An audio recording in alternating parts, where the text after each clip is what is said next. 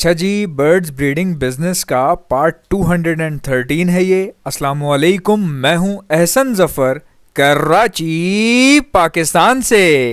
आज मैं आपको फिशर फैमिली की जो कॉलोनी ब्रीडिंग है इसके बारे में थोड़ी सी नई इन्फॉर्मेशन दूंगा। तो इस वीडियो को बहुत ही आपने ध्यान से सुनना है क्योंकि वीडियो बहुत मज़े की और इन्फॉर्मेटिव होने वाली है।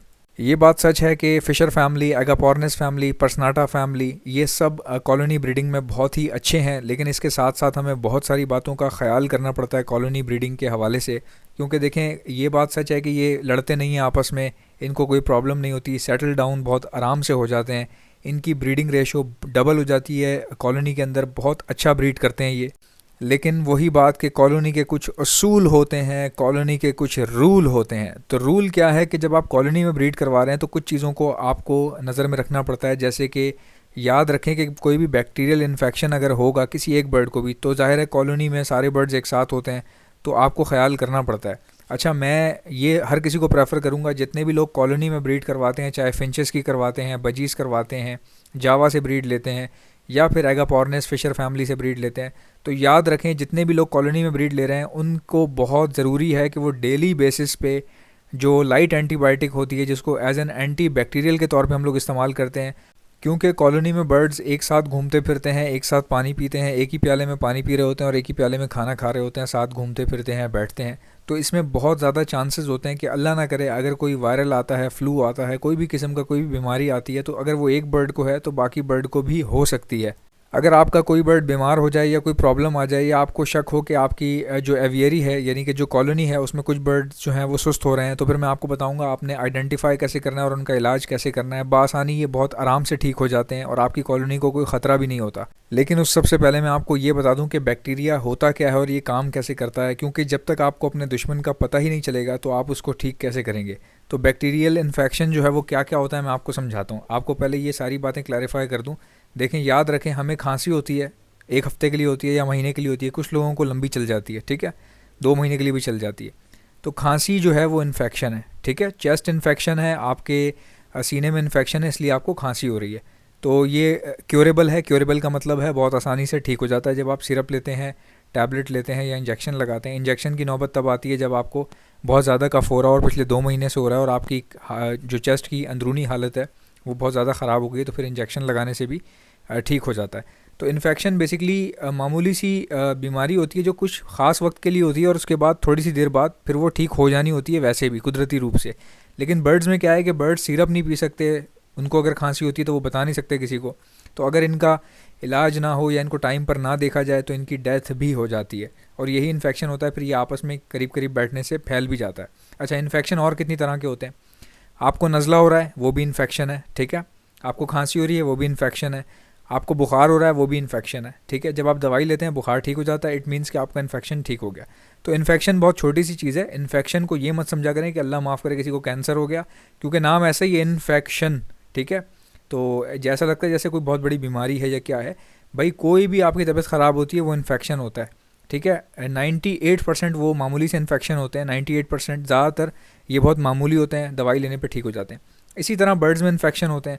और इन्फेक्शन की एक और टाइप बता दूं आपको, आपका पेट ख़राब है, आपको मोशन हो रहे हैं, तो आपको जो है ना डाइजेस्टिव इन्फेक्शन हो सकता है, हुआ हो, या फूड पॉइजनिंग हुई हुई हो। तो फूड पॉइजनिंग भी एक तरह से आप उसको इन्फेक्शन ही कह सकते हैं। मामूली कुछ देर के लिए होता है, फिर ठीक हो जाता है दवाई लेने से। क्योंकि किसी को मोशन लगते हैं अगर 1 दिन 2 दिन 3 दिन, हार्डली 4-5 दिन में ठीक हो जाते हैं, ठीक है। उसके बाद अगर ठीक ना हो तो फिर उसके लिए एंटीबायोटिक्स का इस्तेमाल होता है, इंजेक्शंस के इस्तेमाल होते हैं, लेकिन वो फिर उसके बाद ठीक हो जाता है। तो इसी तरह बर्ड्स में क्या होता है, रेस्पिरेटरी इन्फेक्शन हो जाता है, सांस लेने में तकलीफ़ हो रही है बर्ड को, ठीक है। या फिर बर्ड का पेट ख़राब हो गया, डाइजेस्टिव इन्फेक्शन हो गया, उसको मोशन कर रहा है वो। अब क्या होता है कि एक बर्ड मोशन कर रहा है, वो सुस्त होकर बैठा है, जो जो उसके साथ बैठ रहे हैं चिपक चिपक के आसपास उसके आ रहे हैं, वो भी इन्फेक्टेड हो सकते हैं, ठीक है। आपका वो बर्ड भी मर जाएगा अगर आपने टाइम पर ना देखा, तो जो आसपास उसके साथ घूम रहे हैं वो बर्ड भी बीमार हो सकते हैं, ठीक है। एक इन्फेक्शन की ये टाइप हो गई। अच्छा, अब मैं आपको बताता हूँ कि ज़ीरो पेशेंट क्या होता है। ज़ीरो पेशेंट का मतलब ये होता है कि एक ऐसी बॉडी, यानी कि ऐसा परिंदा है जो जिस्मानी तौर पे बहुत फिट है, ना उसको कोई बीमारी है, ना उसको मोशन है, ना उसको सांस लेने में तकलीफ़ है, ना वो उल्टियाँ कर रहा है, ना वो छींक मार रहा है। आपका तोता बिल्कुल ठीक है, बट हो सकता है कि उसकी बॉडी में इन्फेक्शन मौजूद हो, लेकिन वो इन्फेक्शन उसकी बॉडी को नुकसान पहुंचा नहीं पा रहा हो, इसलिए क्योंकि आपके तोते की हो सकता है कि क़ुव्वत मुदाफ़ियत बहुत अच्छी हो, जिसकी वजह से उसकी बॉडी उसको इन्फेक्शन को नुकसान नहीं पहुंचाने दे रही। ठीक है, अब एक बर्ड जो है दिखने में सही लग रहा है, हो सकता है उसमें कोई वायरस हो, उस बर्ड से उसको कोई ख़तरा नहीं है वायरस से, यानी कि बर्ड के अंदर ही वायरस है लेकिन बर्ड को उससे ख़तरा नहीं है। क्यों? क्योंकि उसकी इम्यूनिटी जो है वो अच्छी है बर्ड की। लेकिन ये बर्ड जब अपने बच्चों को फीड करवाएगा तो क्या करेगा, जब जैसे ये फीड करवाएगा तो 2 दिन के बच्चे हैं, 5 दिन के बच्चे हैं, 10 दिन के बच्चे हैं, छोटे छोटे बच्चे हैं, तो क्या है कि छोटे बच्चों की इम्यूनिटी तो होती ही नहीं है, क्योंकि अगर कोई 5 दिन का बच्चा है तो उसको तो पैदा हुए हुए ही 5 दिन हुए हैं, तो उसकी इम्यूनिटी बहुत ज़्यादा कम होगी, बहुत ज़्यादा वीक होगी। ऐसा भी हो सकता है कि हो ही ना इम्यूनिटी अभी जनरेट हो रही हो, क्योंकि इम्यूनिटी पैदा होने के बाद डे बाय डे बनती है। ठीक है, तो अब एक ऐसा बर्ड है जिसके अंदर इन्फेक्शन है बट उसको खुद कुछ नहीं हो रहा, जैसे उसने बच्चों को फीड करवाया उसका इन्फेक्शन फीड के ज़रिए बच्चों के अंदर ट्रांसफ़र हो गया और वो बच्चे मर गए। यही वजह होती है जब आप आइडेंटिफाई करते हैं कि यार मेरे जो चिक्स हैं उनके पोटे भी भरे हुए हैं, उनके गले में फीड भी मौजूद है और पेरेंट्स भी सही से खिला रहे थे, तो फिर आखिर ये मरा क्यों? वो मरा अपने डाइजेस्टिव इन्फेक्शन की वजह से। जो उसके पेरेंट्स में था वो उसके पेट में चला गया और बच्चा बर्दाश्त नहीं कर सका, उसकी इम्यूनिटी कमज़ोर थी, उसको मोशन लग गया या जो भी मसला है, उसको कॉन्स्टिपेशन हो गए, वो बच्चा इस वजह से एक्सपायर हो गया। ठीक है, तो ये वो वजह होती है। अगर आपके बच्चे जो हैं वो पेट भर के खाना भी खा रहे हैं उसके बावजूद अगर मर रहे हैं, तो इसका यही मकसद होता है कि किसी ना किसी वायरल इन्फेक्शन, ब्लड इन्फेक्शन की वजह से मारे जा रहे हैं। अगर आप ज़रा सा गौर कर लें, अब मैं आपको बताऊंगा इस चीज़ से आपने बचना कैसे। पूरी भाई आपका भाई देगा, सारी डिटेल देगा यार। बैठ जाएं प्लीज़ ऑडियंस, बैठ जाएं आराम से प्लीज़। तो कहने का मकसद ये है कि डिटेल में सुना करें, कोई एक पार्ट मिस कर देंगे तो कहानी का मज़ा ख़राब हो जाएगा। भाई आपका इन्फॉर्मेशन देता है, साथ साथ हंसी मजाक भी करता है, लेकिन बहुत इंटेलेक्चुअल बातें ये। जो लोग पढ़े लिखे नहीं हैं, या देखें पढ़ा लिखा होना कोई इतनी बड़ी बात नहीं है, बहुत सारे लोग मैंने देखा पढ़े लिखे नहीं होते लेकिन जीनियस होते हैं, उनको बातों की समझ आ रही होती है कि कह क्या रहा है।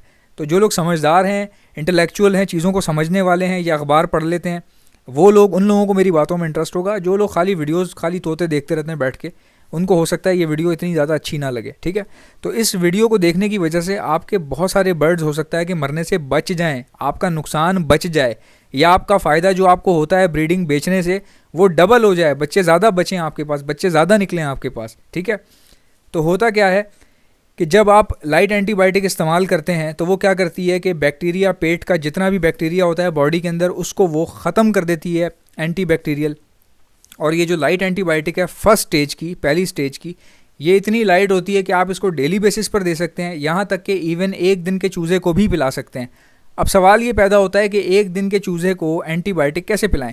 भाई आपने पिलानी नहीं है, जिस पेयर ने ब्रीड की हुई है आपके पास, वो अपने बच्चे पाल रहा है, आप दवाई जो है वो उस पेयर को बना के दे दें, वो पेयर पिएगा, पीने के बाद बच्चों को फीड करवाएगा, तो वो ऑटोमेटिकली दवाई बच्चों के अंदर भी पहुँच जाती है।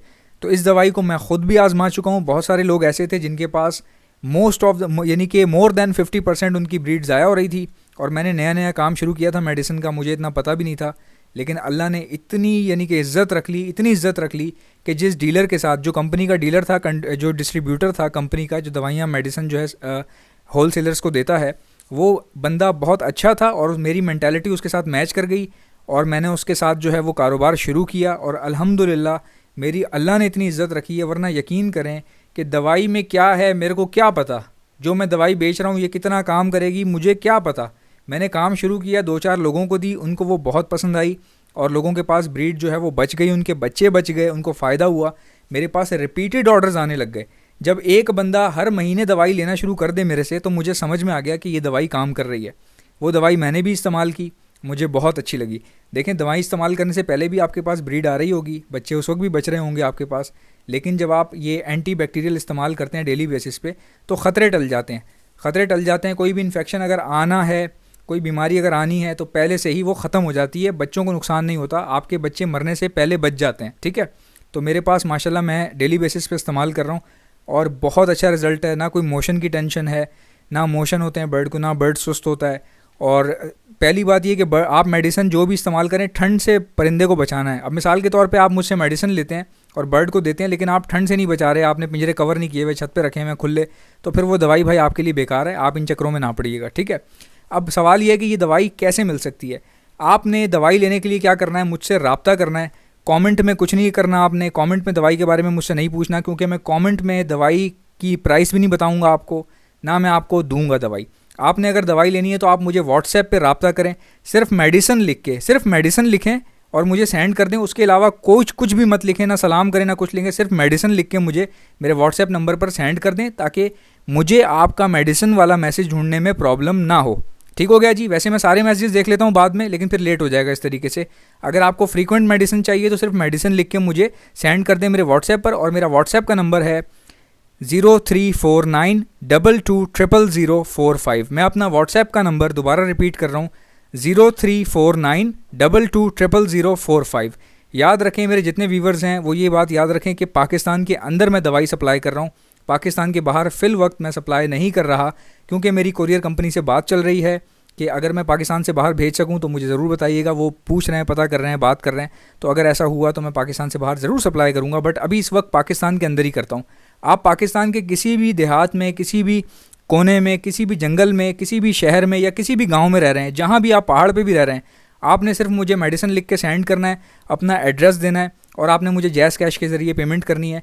मेडिसिन अगले दिन सीधा आपके घर पे पहुंच जाएगी। और अगर आप कराची में मौजूद हैं तो मेरी रिहाइश भी इस वक्त कराची में है। कराची में मेडिसिन 1 घंटे के अंदर अंदर पहुंच जाती है, क्योंकि कराची में मैं बाइकिया के थ्रू भेजता हूं, बाइकिया का इस्तेमाल करता हूं, और मेडिसिन 1 घंटे में पहुँच जाती है। कराची से बाहर पाकिस्तान के जितने भी शहर हैं, जितने भी सूबे हैं, वहाँ पर मैं M&P कोरियर कंपनी का इस्तेमाल करता हूँ। जिस दिन मैं कोरियर करवाता हूँ उसके अगले दिन मेडिसिन पहुँच जाती है। आई होप कि मेरी वीडियोज़ आपको अच्छी लगती होंगी। मेरे इस वीडियो को लाइक कर दीजिएगा, और अगर आप मेरे चैनल पर नए हैं तो सब्सक्राइब कर दीजिएगा। आपसे मुलाकात होगी इंशाल्लाह नेक्स्ट वीडियो में। अल्लाह हाफ़िज़।